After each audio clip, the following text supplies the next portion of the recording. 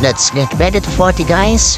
So yun, napadaan lang din ako dito sa side na ito ng MOA at nakita ko itong Indian festivals.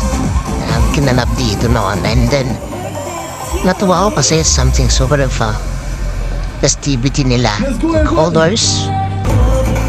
Yun, nagtatap ko na sila ng colors sa isa't isa. I don't know the meaning of the festivities, but isearch na lang guys. Nakakatuwa lang guys kasi nga yun, ang dami nila dito, mga Indian sa side ng MOA ito guys, malapit sa Vikings, yung katabi ng Vikings to. So napadaan ako dito, kaya kumuha na rin ako guys. So yun, I don't know, happy Holi, something yung ganun yung sinasabi nila dito sa festivity na ito ng mga Indians. But you can check it out, i-research nyo lang. I-research ko rin guys kasi hindi ko kano siyang research pa. Pero masaya sila guys, tignan nyo yung kanilang mga party dito, dancing, and then nagtatabunan sila ng mga color.